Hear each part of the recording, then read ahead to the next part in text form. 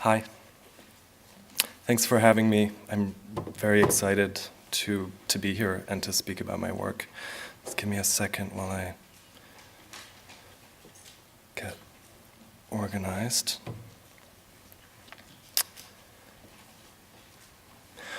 I want to concentrate this evening on a few different projects from the last 4 years, and I hope that by focusing in this way, I can share something with you about how I tend to move backwards and forwards across my own work, how seemingly disparate techniques or modes slide into and trigger one another over time. Let me see. As a way to begin, I'll show various drawings from different moments. Since drawing is the underlying way of thinking behind what I do, and I think more and more that the drawings can be seen as plans or projections for works that emerge in very different forms of presentation, as you will see later on. Now, these are really huge on the screen here, but most of these works are actually quite small, around 8 by 10 or 11 by 14. Only some of these works are on paper. Others are made with glaze on ceramic plaques, such as this one, while others are on fabric or etched in a sgraffito-like technique into aluminum leaf over black paint, or silk screened onto thin, pliable aluminum. There's a number of different touches and temperatures at play, and I often find myself inventing a support or a combination of materials that allow me to work with some unfamiliar resistance.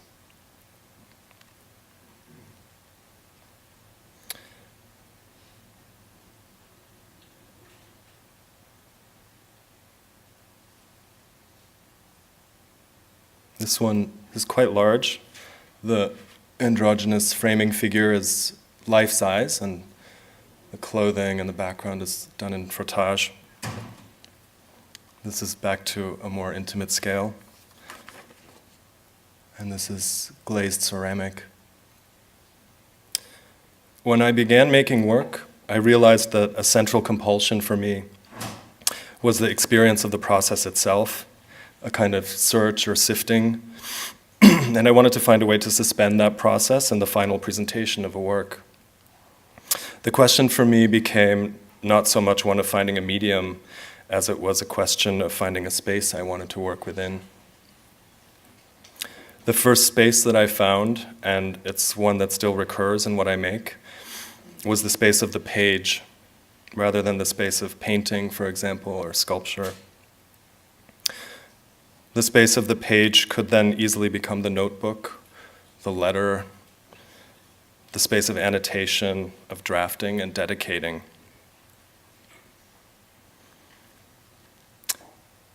Later, also the space of the book, with multiple plates set side by side, or the space of margins, or the space of the screen. I use the idea of the blank page as an intimate plane of inscription on which any number of discontinuous or conflicting images, emblems, articulations, or shadows of ideas could be made to register side by side, or over one another and presented in this vulnerable in-between, not yet space.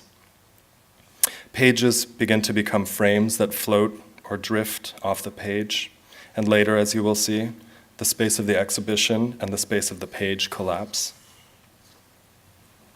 An aspect that I generally can't or won't explain about this way of working is to enumerate the sort of individual parts of the drawing.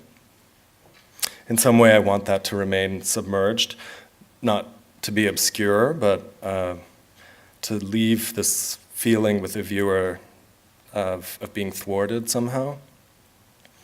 And I construct these drawings over time with a lot of breaks and digressions that allow for me to return to the drawing and make additions that are discontinuous, perhaps in a sort of self-contradiction. A lot of people have suggested to me that the work registers a kind of list of influences, but to me it feels more like an attempt to show the space, again, that I mentioned, a sort of vertiginous space of influence.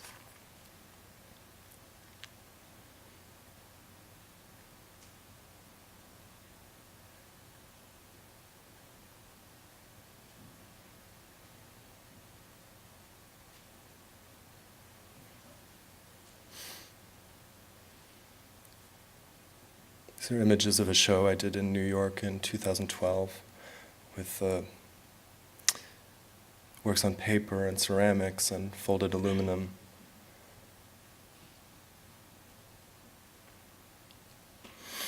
In 2011, I curated an exhibition at a short-lived gallery in an Upper East Side duplex with a garden. The space had a creepy, domestic, bachelor pad vibe, but more than that, it seemed like a completely open frame.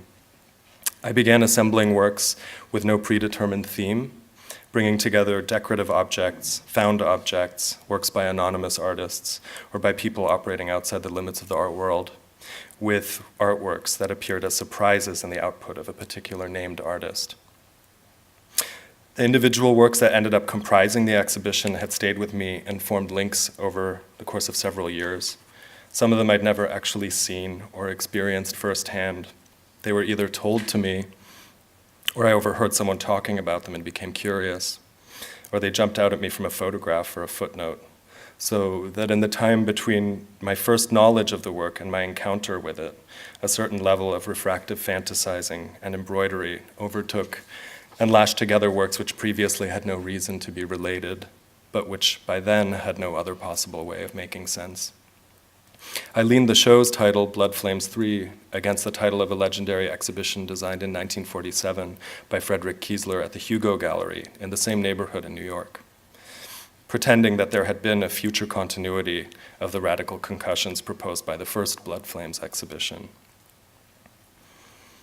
The purse in the entryway, hung as if it were a painting, is made of a silk printed with a narrative pattern called Deauville, designed by Raoul Dufy for Bianchini Ferrier in the 1920s. As if flying out of the purse, the dreams and nightmares of artist Rainer Ganal, described in hysterical detail under the face of Sigmund Freud, as it appeared on the 50-shilling note, counted the days leading up to the Austrian currencies passing into obsolescence as the euro was introduced, while crystallizing the framework of dreams that money can buy. One night's recording by Ganal laments his inability to follow through on the task of writing down his nightly dreams because they're so inexplicably fragile. And he says, "The dream was on my forehead in a liquid support, unable to be fixed, to be rendered memorable. In order to make a note, I moved a couple of centimeters for paper and pencil. Now all support is gone, the ghost out of the bottle."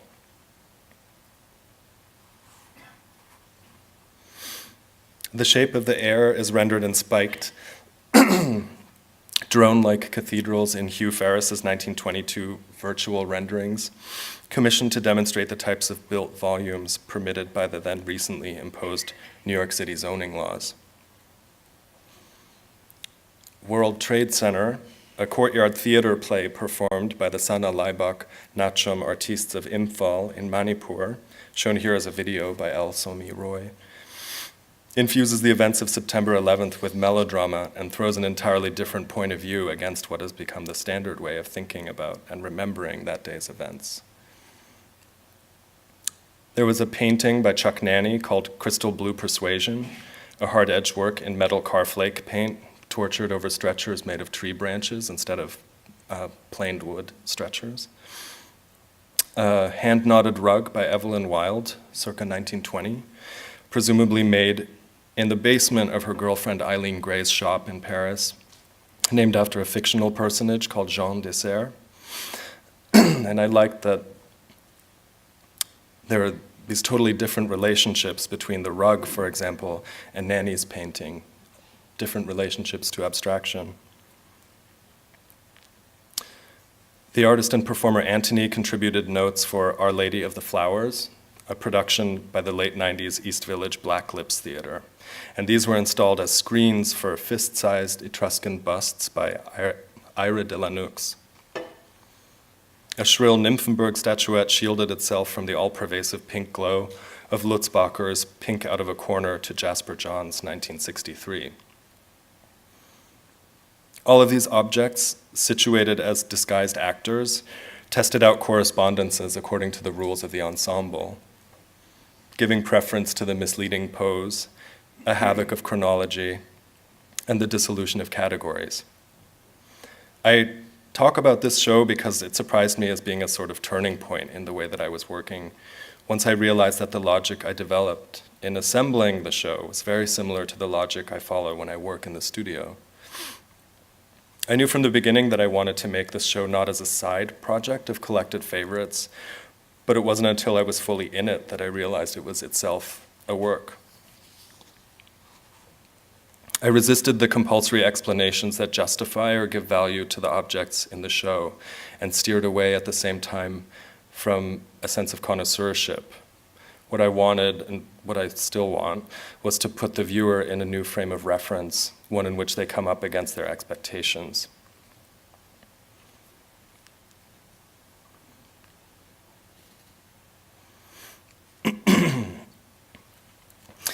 It's hard to describe in retrospect the process of giving in to something or to someone, but it just sort of happens to you. And something like that was going on at the same time that I was working on the Blood Flames exhibition. I was looking intensely at the work of an artist named Bérard, who had been previously unknown to me, but his name kept coming up in connection with various cultural figures from pre- and post-war Paris that I gravitated towards. As I started finding him everywhere, it became obvious that here was a primary artistic figure who had been made tertiary over time, to the point where he had become an unknown quantity, somebody with no place in the canon. In another world, though, Bérard's name does more than ring a bell, dispersing like a quickly spreading essence in whose swirling entire casts of other names clarify into many-tiered constellations, as he connected in this very intense way to cinema and painting and couture and ballet and theater. With great generosity and promiscuity, Bérard applied his line to a storm of costume designs, fashion illustrations, frontispieces to books such as The Making of Americans, Listen, My Friend, and If I Were You, to making paintings, set designs, rugs, scarves, improvised stylings, and looks for legendary parties. Sorry. The signature-like quality of his undulations make him instantly familiar, recognizable as the designer of a world seen affectionately and held in constant suspension. It is in this sure yet unsure style that Bérard expresses a joy of living to the extent of perishing from that joy. So the experience that I had in encountering this work and also this life was that it opened up to me like a door to a social history that I hadn't known. There were people, sentiments, and convictions that interpenetrate and contradict one another so inconveniently that they've been edited in retrospect or forgotten. But it was also one that was so complex that I realized I could only appreciate it from the outside, as if it were a window display. I was working on an exhibition for Midway Contemporary Art in Minneapolis and took it as an opportunity to bring into direct contact with my work the precedents or touchstones or irritants that pull me through it. And somehow Bérard helped me connect the intimate space I described earlier and showed you in these drawings with a social space. I was really interested in finding a way to completely transform the experience of the exhibition space itself by presenting individual works and the process that leads to them as a continuous experience. In Paris, I found an antechamber designed by Bérard in 1935. That's the picture of the actual thing. And I went to visit it and took dimensions with my feet and my hands. As you can see here, the room itself is a drawing, a sketch, enlarged to life-size dimensions. And it's this strange synthesis of surrealism and neoclassicism, not really one or the other. Months later, as I kept thinking about this very graphic space, this anomaly, it began to take on disproportionate dimensions as if it had become part of the architecture of my subconscious. And I decided I wanted to make an exhibition that was sort of invaded by this space. I worked with a theater seamstress in Berlin on remaking the room as exactly as I could, which required an entire summer spent on my knees making full-scale drawings of each of the panels of the velvet walls of the antechamber, dyeing velvet and ribbons, and then cutting out ribbons to imitate the casual flick of Bérard's brushstrokes, which seamstresses then appliqued to the velvet backing. This is also something that was important to me, or that magnetized me to this particular space, that somehow this room, which looked like an interpretation of a Pompeian wall painting by someone with a lot of flair, was in fact not a painting, but transferred into a highly laborious and skill-specific process of sewing. That the materiality of this painted room had a deceptive and really specific sensuality.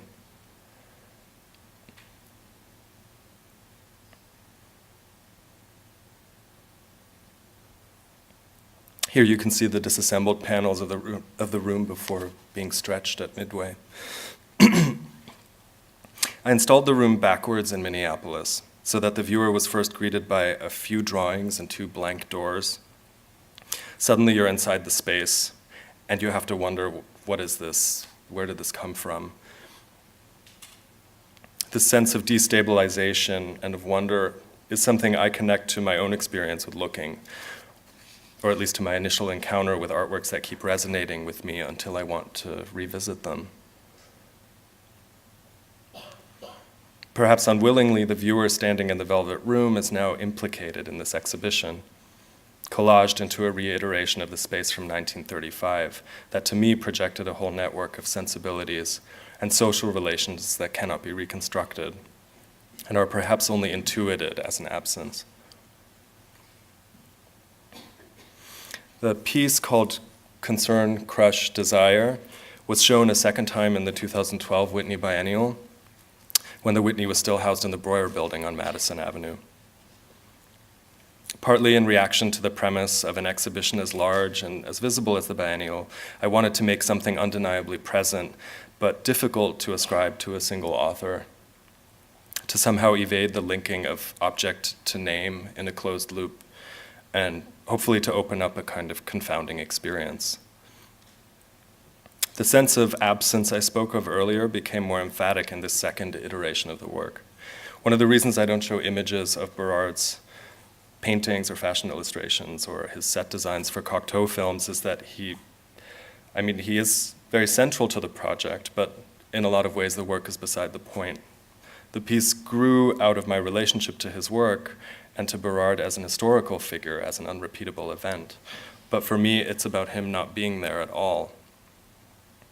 And in that vacuum where he is not, tracing the warped arc that starts with him creates a space that can accommodate varying presences and in which different intensities can be orchestrated. The curators of the Biennial gave me access to the museum's entire collection holdings, and I scoured the database looking for works to hang in front, within, and beyond the antechamber, generating a constellation of works by various artists from different eras, some of which have never been shown at the Whitney before and required restoration. Again, as with the Blood Flames exhibition, I was not motivated by my likes or dislikes, but I was interested in certain conjunctions or unexpected inclusions, and in works that might derail what appeared to form a pattern. I thought more specifically about how to situate Bérard within a historical lineage that didn't actually exist, that I would have to invent. And Warhol's sewn photographs, I just realized earlier today there's one of these works hanging in the hallway outside. Warhol's sewn photographs of a biker's spandex-clad crotch seemed to me a direct link, as did Ellsworth Kelly's lithograph of a bilobate leaf, and May Wilson's assemblage of a high-heeled shoe crammed with old-fashioned clothespins and wire hangers, all of it lacquered red. And Marsden Hartley's Madawaska Acadian Light Heavy, hung next to the doors of the antechamber that you encountered when you got off the elevator, somehow as if the painting were a sign for a club. The sliding logic I developed as I went through the Whitney's collection and created the syntax of works had to do always with going against smooth continuity, historical justification, but I also wanted it to stop short of purely subjective sensibility. So, somehow I wanted this to be legible as a very deliberate construction of another kind of genealogy, one that could also incorporate and turn up the volume on specifically queer affects, such as Charles Demuth's 8 o'clock, the little watercolor in the back, which you see here covered partly by a double-sided drawing by Ira de la Nux, It's a kind of rebus love letter on both sides. I would love to decode for you right now, but I can't. But I designed a special frame for it so that it could be suspended in glass with a transparent margin, and the frame stood on top of these narrow plinths, all of it sort of human scale within this theatrical setting.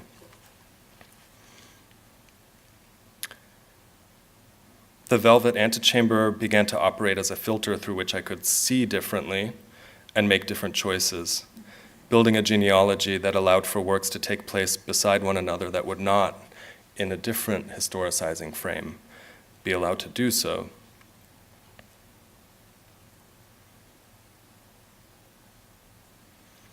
What you also see in the documentation is how the work, this whole installation, was very porous to the rest of the biennial. There were many points at which you could see through to the other works or installations, and people often had a hard time figuring out where the piece ended or began. A total surprise to me, even though it seems obvious from the images, was how harshly the architectural intervention fought with Breuer's architecture.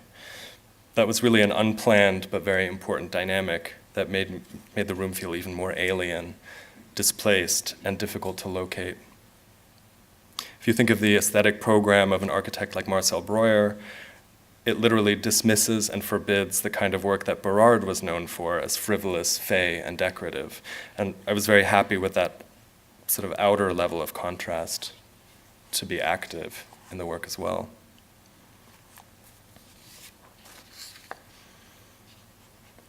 That same year, I made an exhibition in Rome in a space called Indipendenza Studio, which is a Venetian-style apartment with painted ceilings and beautiful terrazzo floors.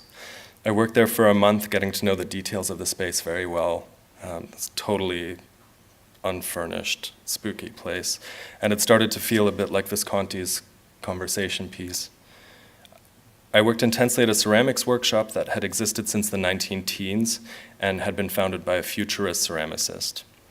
And the show ended up bringing together ceramics, drawings, and also models of the exhibition itself in various scales, situated in the linked rooms of the rambling apartment. I made a vitrine containing 3 recto-verso drawings angled up with mirrors beneath them, so that one could do the impossible, see both the underside and the front of the drawing. It was a kind of apparatus of lifting that also reflected the painted ceiling itself, as you see here, and heightened the act of trying or of even wanting to see the 2 sides of the drawing to a point of self-consciousness.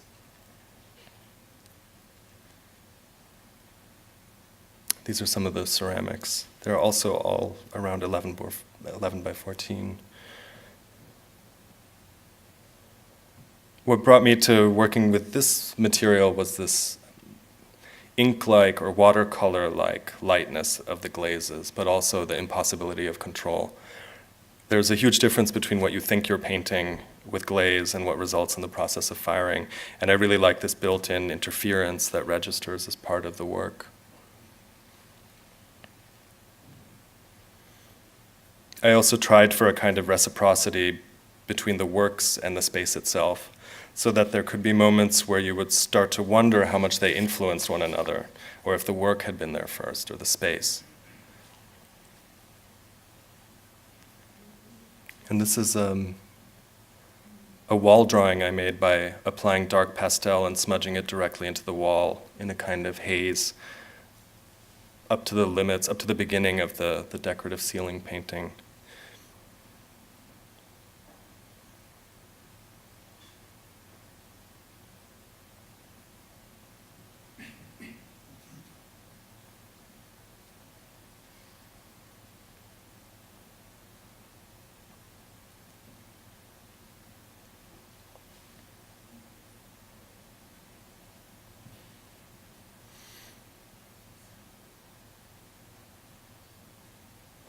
This is a large mural-like drawing on fabric, which could be glimpsed peripherally through side doors leading into the room it was in.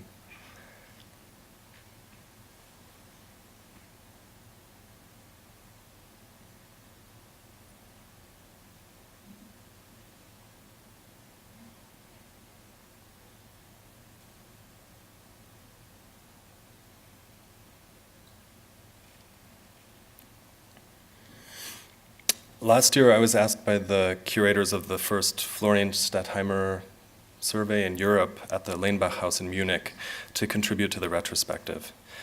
They wanted to represent the entire scope of Stettheimer's very complex output rather than showing just the paintings. And so they brought in a stage designer from a theater in Cologne to embellish the exhibition space, in keeping with Stettheimer's refusal to exhibit her work in the airless spaces of a standard gallery. So that's where these plastic curtains come in, and there's also a giant silver rose that she put in somewhere else, and red velvet furniture. The curators had heard an LP compilation I made several years ago, which I thought of as a portable exhibition, including readings and interpretations by A. Arakawa and Sergei Cherepnin, Lorraine O'Grady, Megan Francis Sullivan, Jutta Köter, and a few others. I had asked these various artists and writers to select a poem from the volume of Stettheimer's titled Crystal Flowers, published after Florine's death by her sister Etty for Florine's friends and the friends of her paintings, as she put it. The tracks that came back to me reflected each person's own work in some way, as well as their proximity or distance to Stettheimer's work. They were all extremely different, often highly cut up or abstract, while others were lyrical or even fully formed pop songs. I built two niches into the exhibition that would play the A and B sides of the record simultaneously in the space. And I lined the walls of the niches in reverse glass painted tiles that I had mirrored, which ended up doing all kinds of prismatic things with the retrospective.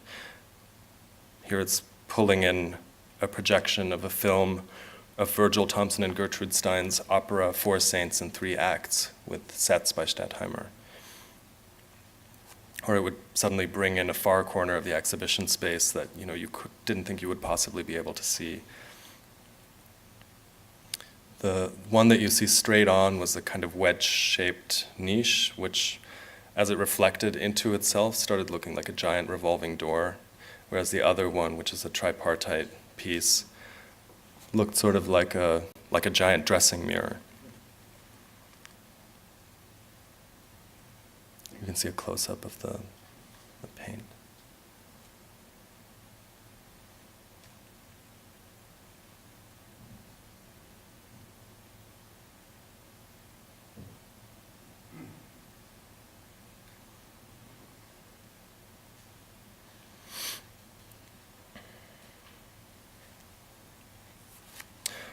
Last year also,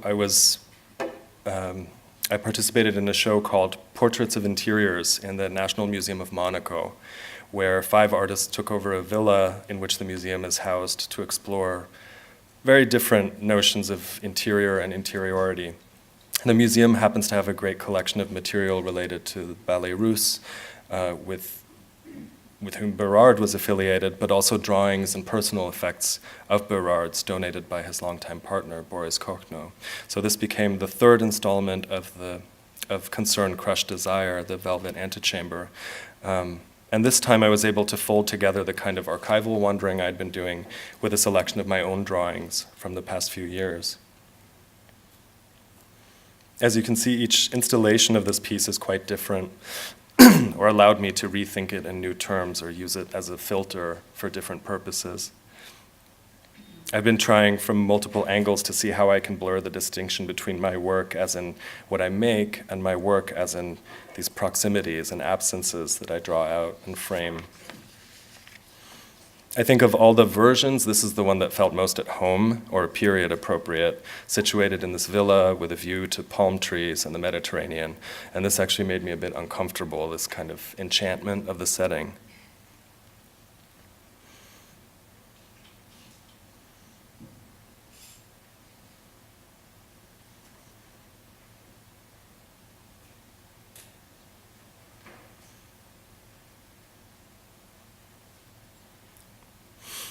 This is a drawing of a little girl's head, and on the back is Bérard's suicide note, which I found in the museum's archives.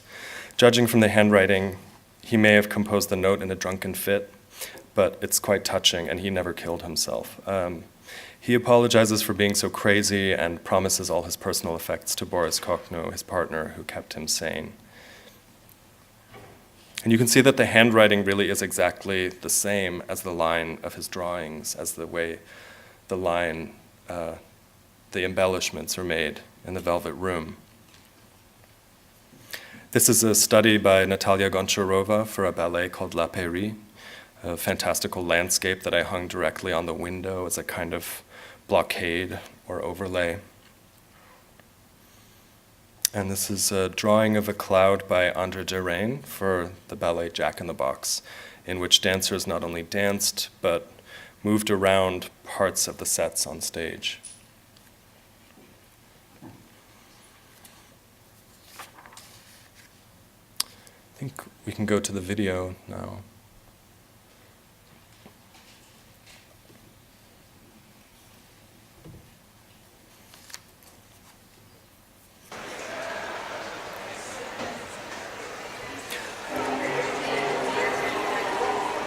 Last October, I presented a piece that I had been working on for the entire previous year. It has the title Inversions, and it was initiated by a commission from Frieze Projects, which produces new works to be presented at the Frieze Art Fair in London every year. Last year's focus was on performance and on catalyzing collaborations between artists and existing cultural institutions in and around London. The curator I worked with approached me with the idea that I collaborate with a ballet company, which seemed totally out of left field, but on second thought clicked intuitively, since I had been circling around ballet in so many ways, tracing those veins. Though I don't work in performance, what I make alludes to or provokes attention to gesture and anticipates the figure of the viewer in a space that is often made to feel orchestrated.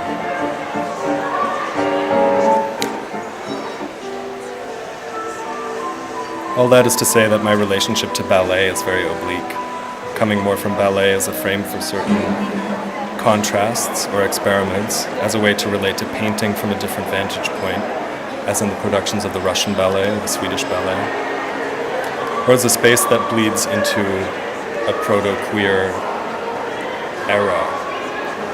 What appealed to me about this commission was the chance to work in a language I knew only in shreds, that was quite opulent, coded with a whiff of conservatism, extreme discipline, and fantastic camp potential. The setting, of course, made me apprehensive. This piece would serve to add something live to an art fair, which is a context I do not love to experience, much less look at art in. I wondered if it might be possible to make a performance there that would not become living sculpture or simply spectacular, in the way so much live art can by now appear to be a necessary ingredient in a contemporary art experience. It was crucial to me that the setting itself, the fair with all its social and financial transactions and distractedness, be cast as an integral part of the work, rather than simply wishing it away.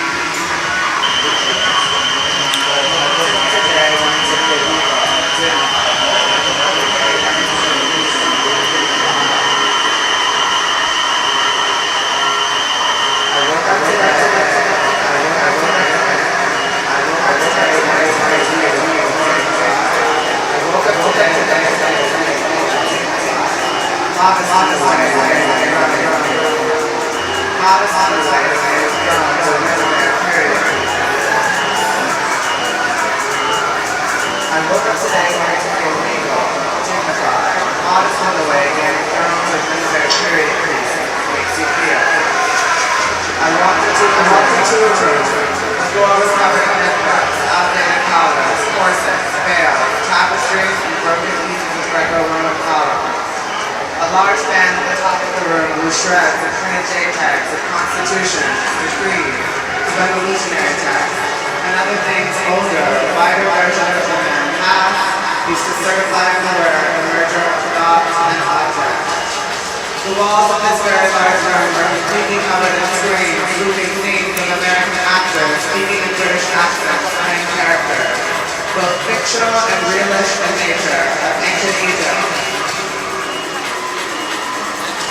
I began to approach this piece as a situation in which many different kinds of articulation could exist at the same time, but not in harmony or even in counterpoint, fully active in a kind of mutual indifference. Watching my body drift triangular passages, seen at sea level as my eyes emerge just above the tumultuous water.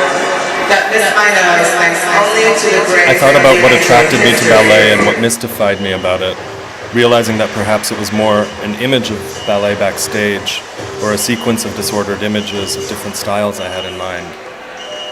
Ballets, like oral histories, rely on people to hand them down to us over time. A sequence of dispositions translated from body to body and expanded or warped in the process. I wanted to break it down into component parts that could be reconfigured. And I thought of the few experiences I've had with dancers on their moments off, eating an apple in an especially dancery way, or seeing a dancer walking in a club and you can tell right away that's not a regular person. So it occurred to me to have both the image of the ballet and the ballet that was off, front and back, fully on and suddenly withdrawn and private. Could it not be possible, instead of presenting a 1 or 2 hour ballet with a beginning and end, to take everything leading up to the ballet and falling apart after it, and the dance itself, and spread them throughout the course of an entire day at the fair for 5 days in a row on a loop?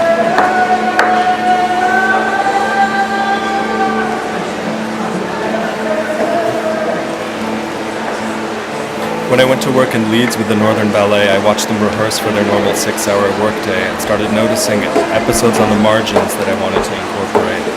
Moments of boredom, distraction, mending of point shoes, texting, or the male dancers aping the female soloists' parts.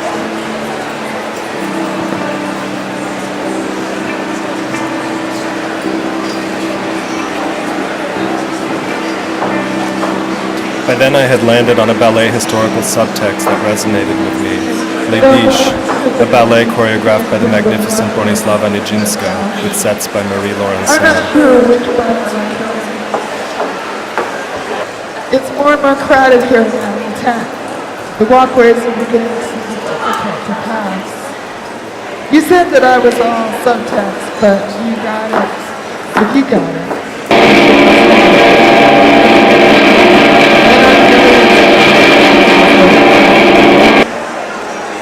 Slow motion, I'm away from you. I'm not sure what I'm going towards. It's golden orange, and I think it's a large sun. You said that it was all subtext, but if you got it, the shape is pure. And I feel maybe that's the compartment. Last fingertip touch, I hold out to my nose. In slow motion, I move away from you. I felt bruised by the art. I'm not sure where this one painting actually it's gold, orange, not my and body, it's a large sun. Dropping. A red flared woman's body sprawled out. Yes, I know stuff.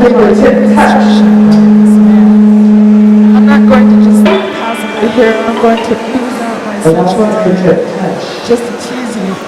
Les Biches revolves around a group of women gossiping together at a salon. While they don't actually speak, the choreography is highly evocative of their conversations and flirtations, dancing together in small groups, dispersing again. And I love this duality, their casual behavior enacted in the highly artificial language of ballet. It relates for me counterintuitively to the minding of everyday movements you see in Johnson Dance Theatre.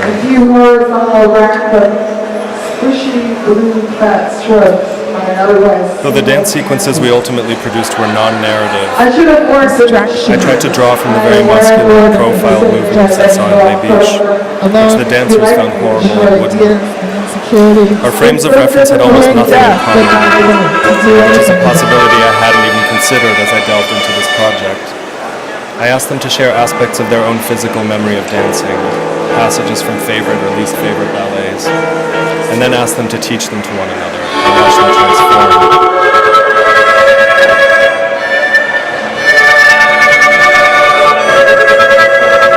Ultimately, I hoped for the dancer's performance to break within itself, as if there were cuts in the film. And it was extraordinarily difficult to convince them not to roll out of each movement with the usual grace and attenuation, but to be abrupt in order to spike the moment.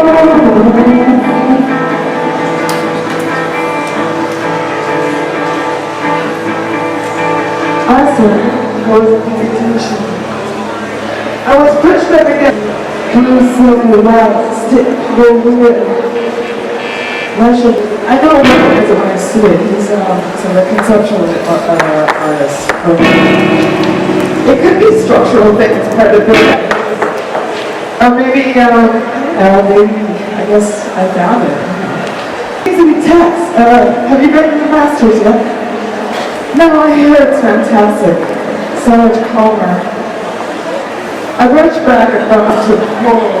I was a piece of art. I followed the ground. At the same time I was working out the movement and learning from the dancers, I worked in New York and Massachusetts with two artists I'd invited to write new texts to perform at Frieze. I kept adding layers, and I wanted voices rather than music necessarily to accompany the dancers' movements, as if narrating, directing, hallucinating, and cancelling out the movements. One of the artists, or voices, was Juliana Huxtable, whose writing I had only just become familiar with and couldn't stop thinking about. Juliana delivers her texts with the certainty of law, and I thought it could be interesting if whatever this was becoming had an almost vituperative aspect. I also like to work with people I don't fully know, to risk an invitation to an as yet formless situation and see how the tones shift and emerge into something else. The other artist I invited was Kim Gordon, whose music I loved as a teenager, but whom I had come to know more recently when we were put together in a show in Berlin with Monica Bérard. I read her book of writings, Is This My Body, and asked her if she thought she could contribute in some way. Kim ended up writing a new text for London, narrating an anxious psychosexual meander of her art form.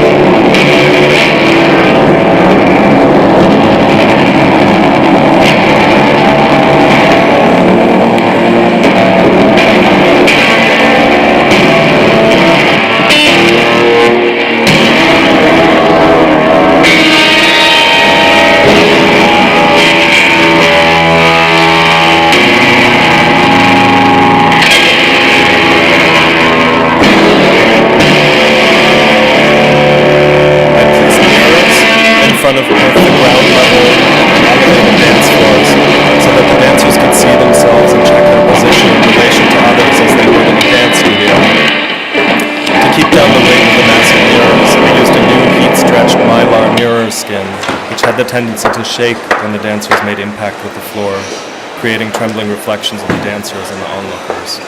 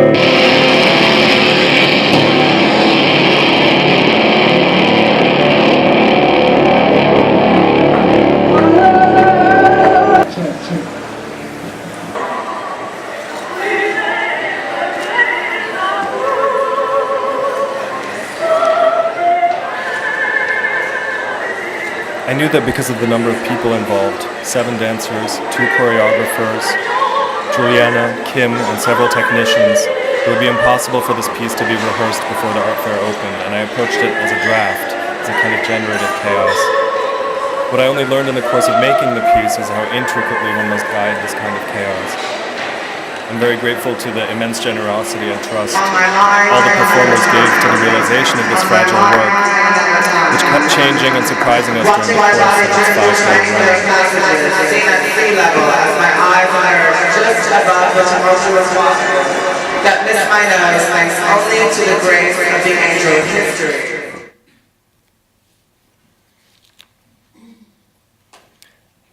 And then I'm going to talk about one more body of work from an exhibition I made in New York earlier this year at 303 Gallery, which came just as much out of the Stettheimer intervention in Munich as, and I only realized this once I'd installed the show, as it came out of Inversions, the piece that I just showed you. This is a single piece of what you're about to see, just so you get an understanding of what the material is like. It's sheets of glass painted on the back, and then mirroring is applied to the back of that, and then that's also spattered with acid, which brings in another layer of interference. And there's holes drilled into the glass so that it can be very directly bolted to the wall and then assembled sort of in a tiled fashion into mural-sized images.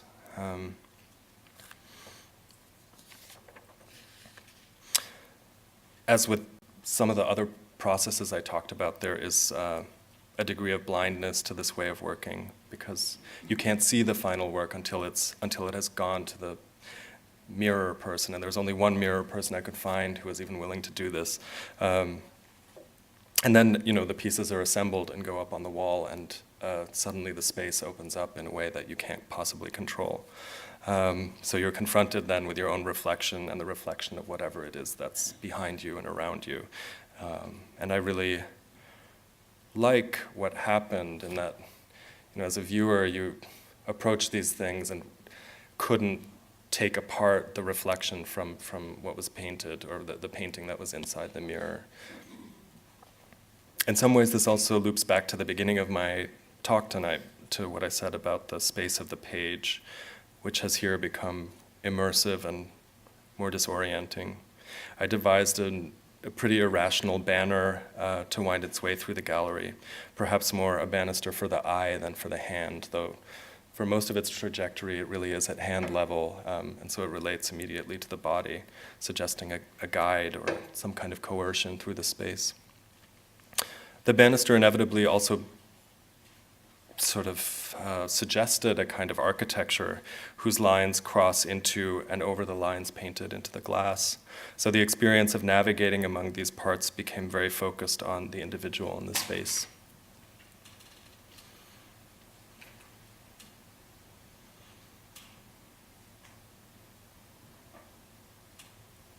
I also included preparatory drawings on paper in this exhibition, framed behind glass that had been only partially mirrored, effectively barring the viewer from seeing the entire drawing, but seeing everything else in its place, and those two spaces, the sort of transparency of the glass revealing the drawing and the mirror meeting at a very sharp edge.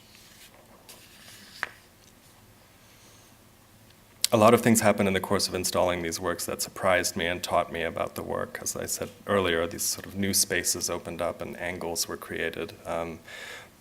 Things came into contact from across the room that I couldn't possibly have imagined. But also because the viewer and even the head on your shoulders and the eyes in your face moving all the time don't remain still, or don't remain still for very long. None of the work remains still either. And this really became a show about point of view.